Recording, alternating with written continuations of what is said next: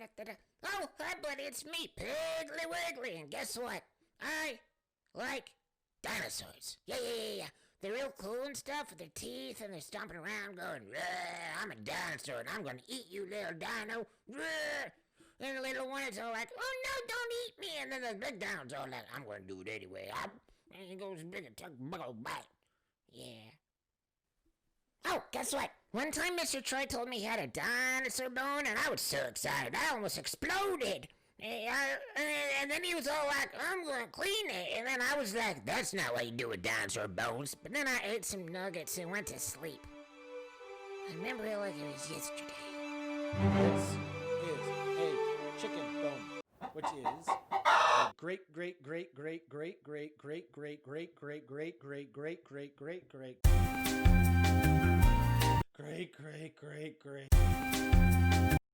Great grandchild of dinosaurs. Yes, they have evolved from dinosaurs. To clean this bone, we need toothbrushes, some water. I've got an empty container, a 1/4 cup measuring thing, gloves, hydrogen peroxide, soap. We need 10 parts of water to 1 part peroxide. So what I'm going to do is I'm going to use my 1/4 cup. I'm going to put it in my hot water and make sure I get enough. See, it's in there. I'm going to do this. I'm going to measure it out. 1, 2, 3, 4, 5, 6, 7, 8, 9, and 10 parts to water. Now I'm going to leave this one over here. I'm going to go ahead and put my lid on there. And I'm going to keep it to the side with peroxide so I know where all of that goes. Next, we're going to get our bone. We're going to get our soap. We're going to get our leftover water. We're going to put some soap in here and make this into some soapy water. Now, if you want, you can totally use, well, you could use your toothbrush and mix it up.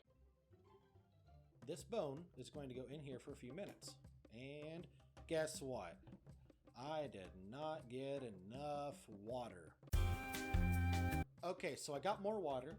I have my bone soaking in the water. So I'm going to put my lid on. I'm going to go ahead and put it right there like that. I'm just going to let it sit for a while. 5 minutes later. I'm going to take out my bone. See? It's kind of soapy, sudsy. Hopefully it is ready. So we're going to use our toothbrush and we're going to brush it a little bit, you know, like you brush your teeth. What we're doing is we're making sure we can get all the gross bits off. So like the muscle tendons and whatever meat might be left over. More brushy. All right. I do believe we are now ready for the peroxide. I've got my warm water here. My hydrogen peroxide. We put in 10 1/4 cups, which is 2.5 cups. We are now going to put in 1/4 of a cup of peroxide. Oh, I sprayed it everywhere. So, put it in there. You heard that? All right, we're going to mix it up with our mixing spoon. All right, bone, are you ready? Here you go. There. My bone kind of swam around a little bit. What will happen is the peroxide should whiten the bone, but it will take quite a while. So, we're going to check it out later. 5 minutes later. I'm going to go ahead and check our bone. I'm not going to take it out yet, though. All right, let's see. Oh, that's looking a little bit cleaner, isn't it? All right, so we're going to take our toothbrush, and we are going to very carefully brush it. So this is why you're going to wear gloves. You're going to be holding it in there. Can you see that? We're going to brush it very, very, very carefully. I'm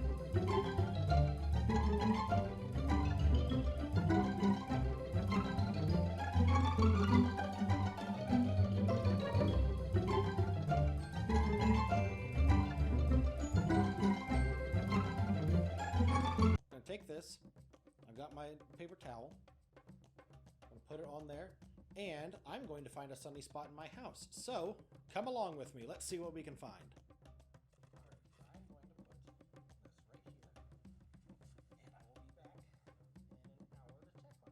1 hour later.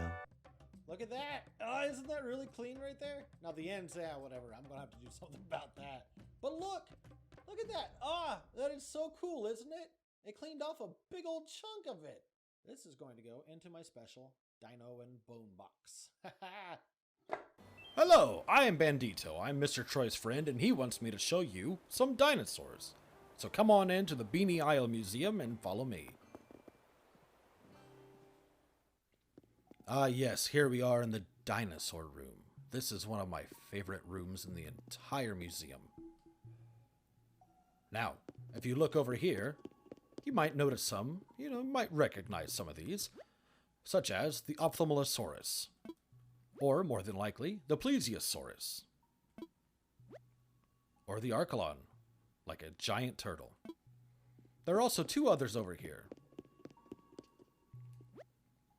The Quetzalcoatlus, which is the largest flying animal to ever exist, and the Pteranodon, and a pterodactyl is a pteranodon. But none of these are dinosaurs. Now, if you go this way, let's see. This is a timeline that I'm following right now. So let's see. If you go off this way, we find some more things that are not dinosaurs. It's close, though. Dimetrodon and the Jeremiah. Now, let's go this way. Let's follow the path. More undinosaurs, but all of these, so we continue onward, are all dinosaurs. Such as these. The beautiful Stegosaurus. The mighty Ankylosaurus. The Iguanodon. The Parasaurolophus. Here's some favorites that I know you know. The Pachycephalosaurus. The Triceratops, named for its 3 horns.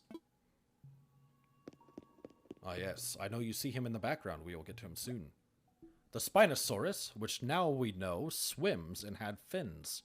Or fin-like hands. Coprolite, that's poop. Ah yes, and there's a dinosaur track.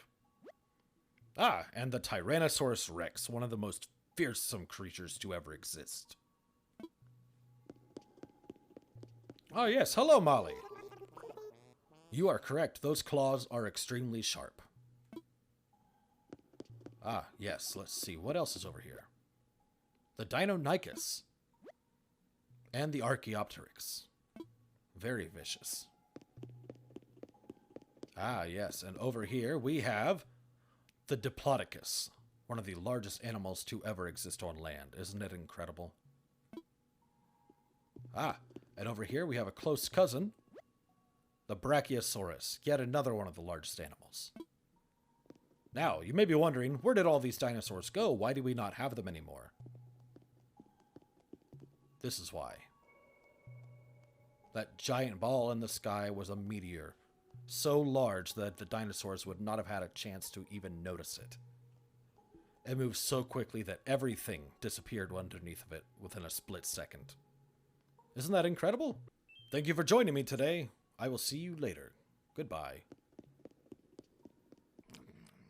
I found one behind my ear. These veggie nuggets are so delicious, and it's dino-shaped, the bestest shape. This one looks like my dinosaur. Oh, let me go get him. Hold on. Look, I'm spilling stuff. Don't worry. Hold on, I'm getting.